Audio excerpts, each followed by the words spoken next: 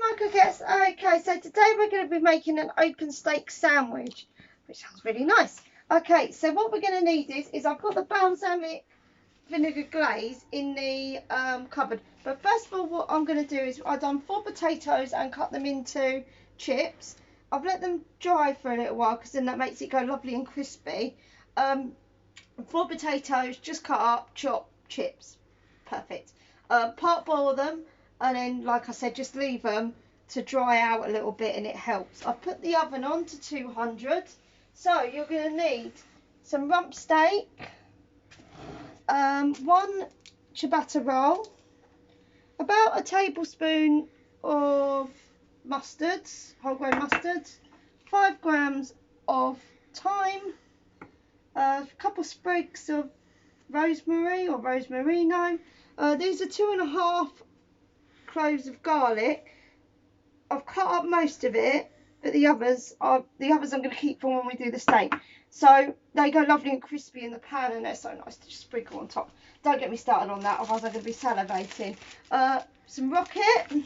So this one is 20 grams. I get freebies sometimes, so this was the freebie that came with it. Okay, some red onions. These are 2 red onions, chopped up, and I've like halved the ends and then halved it, and then obviously gone that way along, so you get like, I'm going to explain it, like rainbows again, and you just pull them apart and you pop them in. There you go. Okay, so we've got some balsamic vinegar here. This is like the proper pour balsamic vinegar, about 2 tablespoons of it. And then we've got 80 grams of yogurt, which we're going to make into our little dip bit. Okay, so I'm just going to put this and the meat back in the fridge. If I can fit it in.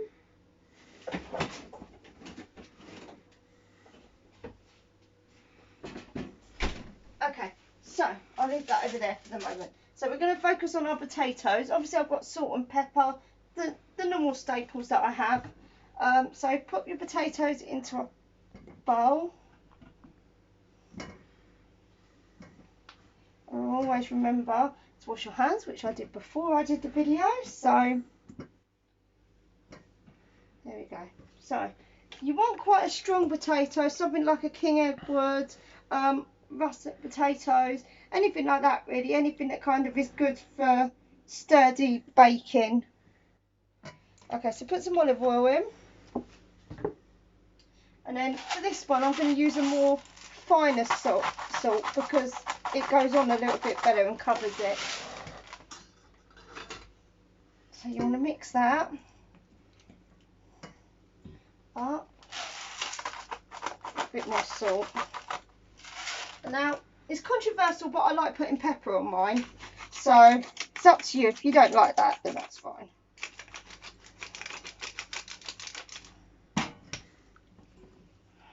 So mix that again.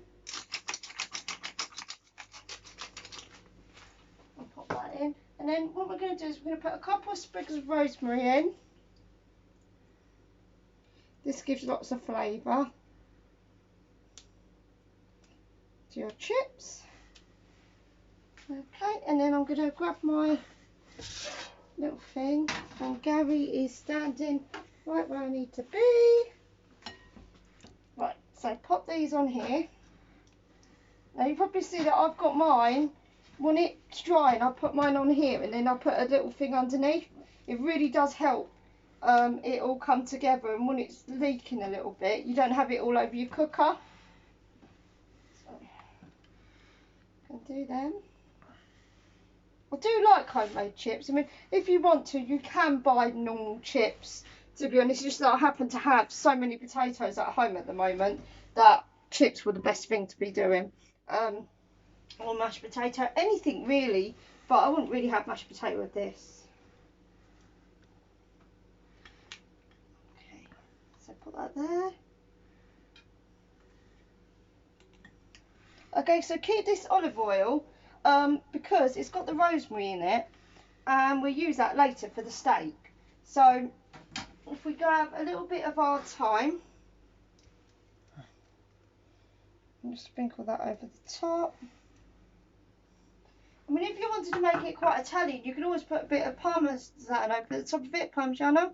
It gives it a really nice flavour to the chip. Right, we're going to put these in and we're going to wait until they're getting like crispy or baked in the oven. So probably around 20 minutes. All right, I'll see you in a bit. Bye for now. Okay, so we're back. The potatoes are doing really well. So what I'm going to do is I'm just going to do our onions while we wait. So we're going to pop that in there. And then we're going to put it on a high heat to start with, and then it's going to go down onto a lower heat, because what we're going to do is we're going to pop the balsamic over the top, and then I'm going to put the lid over the top, and it's going to go really nice and caramelised, hopefully. So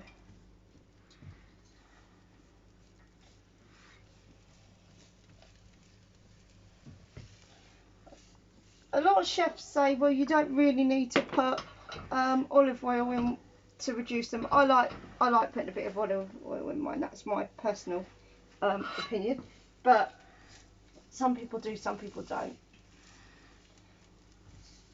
Okay, so I'm going to do that, and now I'm going to put some salt.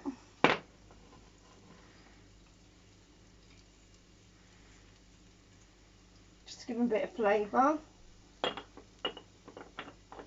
The trick is you don't want them to burn. So I am going to move them a little bit now and again, because I really don't want them to go horrible. And then what we might do as well is we might make our little garlic crisps as well, while the view's waiting. Just going to check on them actually. They're doing quite well.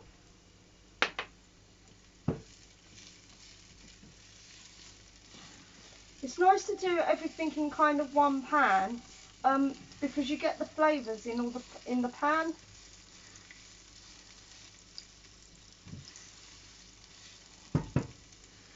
Okay, so I'll put that in.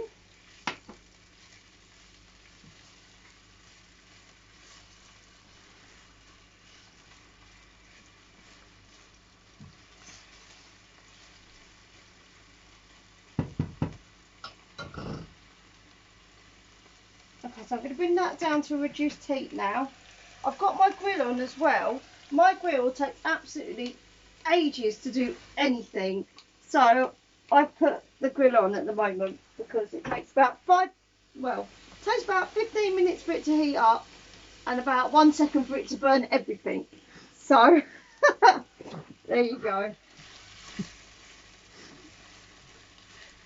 Okay. Oh, they're looking lovely. See what I mean about the caramelisation? It's lovely.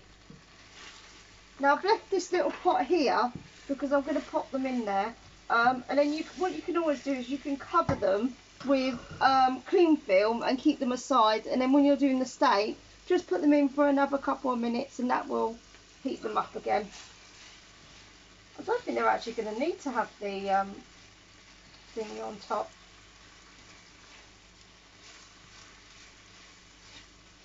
Okay, so I'm going to let these reduce down, and then we're going to do the little crisp things, and then we'll start doing the steak. Alright, see you in a bit.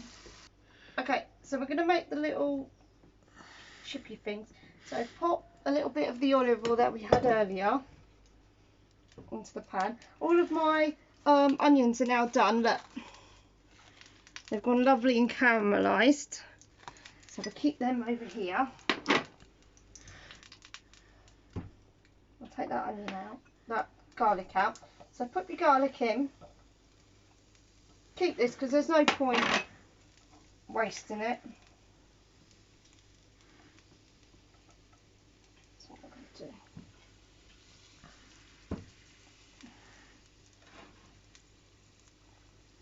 A little bit of that in, and I'm just going to check our chips, how our chips are. So I'll grab one of these.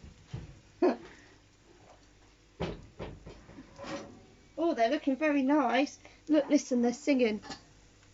Singing.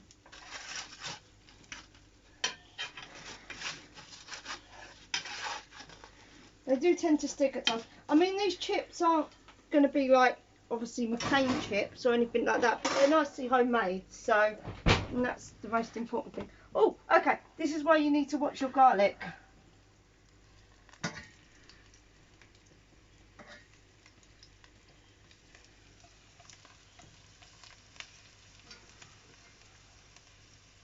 Can you see how they're starting to change colour?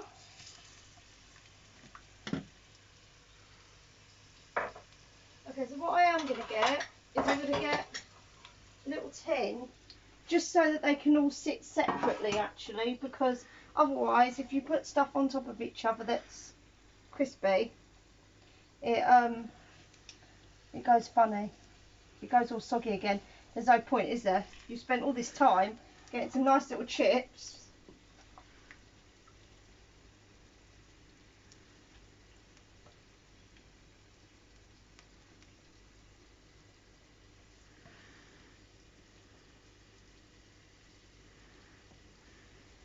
Trust me, they will go crispy. Just takes a bit of time. Oh, there we go. There's one.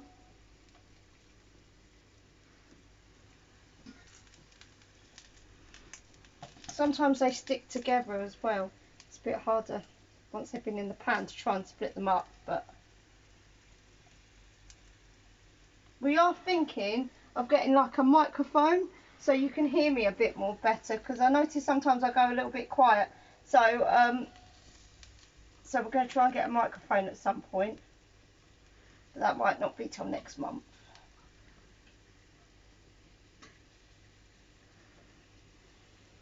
I can see Gary eagerly watching. I know he's filming as well, but I love garlic like this because it really takes away that rawness that you have in a garlic. It just makes it really nice on top of things. I don't do it that often, but when I do, it's a little treat. Okay, so I'm going to carry on doing this, and then we'll come back and do the steaks in a bit. See you in a bit. Okay, so our chips are almost done. So what I'm going to do is I'm going to put the yoghurt in here.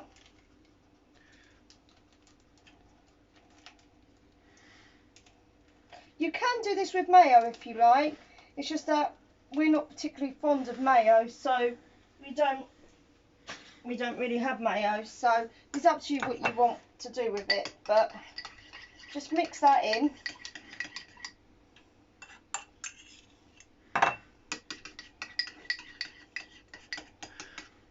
Okay, and that's going to be your whole grain sauce.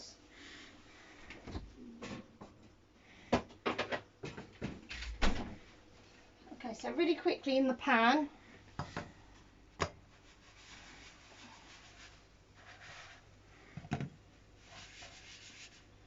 You just want it to get a little bit of that sauce in there. Take it out. Gary's laughing at me because I almost burnt myself. Okay, so I'm putting this under the grill. Take care and watch like a hawk.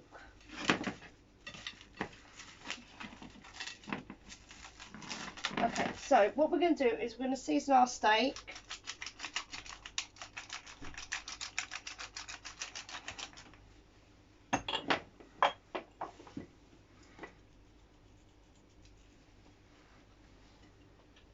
Just turn it over. Remember, we've got lots of flavour in the pan as well still, so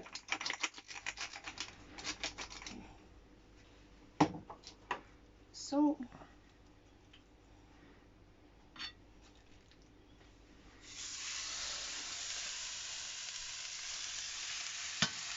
Okay, so you want to fry that steak off. I'll pop that there.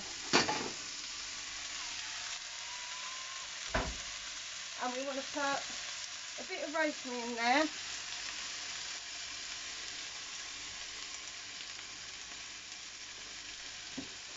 Bit of the lovely olive oil that we had left over.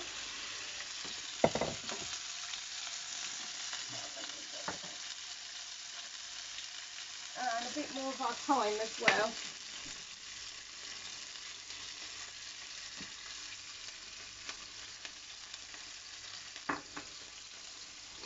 just going to turn mine down. Oh, it is quite down and it's already. So you basically want to sear it. Now, how you like your steak cooked is however you like your steak cooked.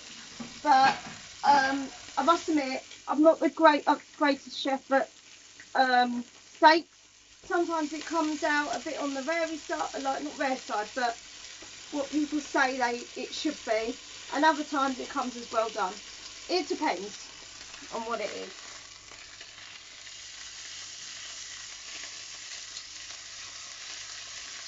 And then what I've done as well is I've got behind Gary, I'll just get it.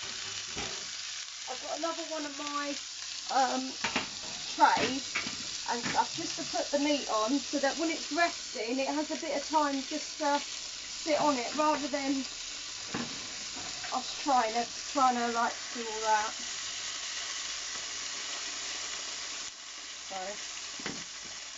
So it's really going for it today, isn't it? So we're going to move these out of the way because obviously in a minute we're going to start plating soon. But I'm going to fry off the steak, so we're going to come back in a minute, Michael Ketts. Okay, sorry for the keep pausing, but I don't really want you just stand there watching me do steak. So see you in a bit. Okay, so I'm just checking our buns. Okay, so my steak's lovely and done. So try and, if you can, try and get it as slim as you can.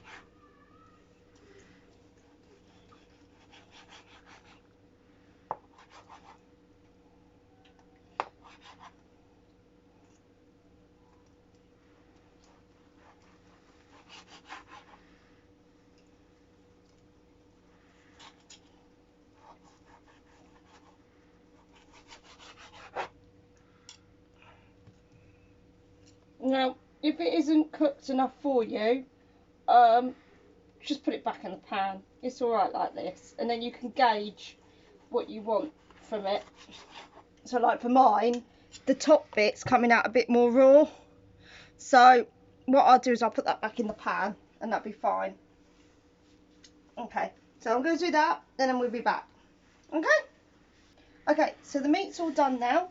So what I'm going to do is I'm going to put, if I can get my little tongs again.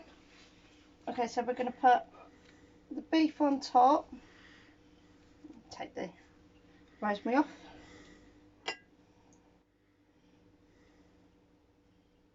Beef on top.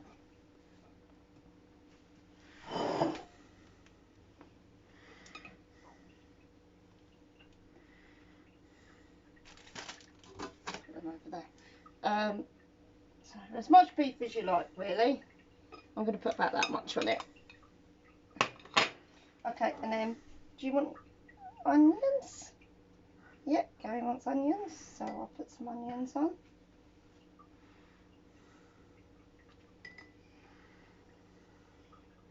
Okay, you've got your lummy caramelised onions on there.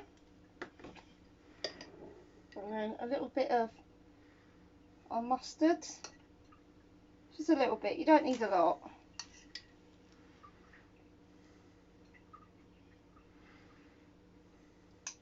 And then I'm going to just get our chips out of the oven as well.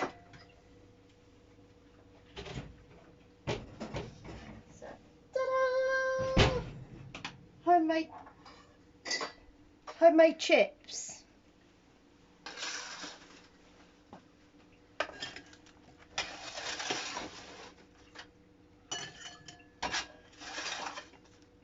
Oh, they're looking lovely. And all they're done is with a little bit of olive oil, so there's no frying, nothing. It's literally them going in. Okay, so I'll put that over there. And then just grab a tiny bit of rocket.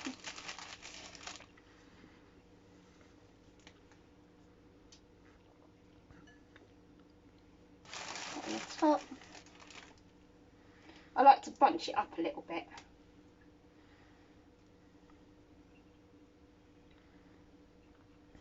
And there you go, my coquettes. Oh, and these, I forgot about these. Can't forget about them, can you? So I'll just sprinkle them over the top.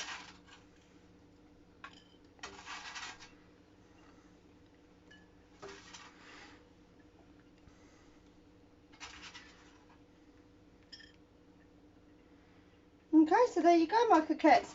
There is your sandwich, your open steak sandwich. Well, thank you very much for watching, my coquettes. We really do appreciate it.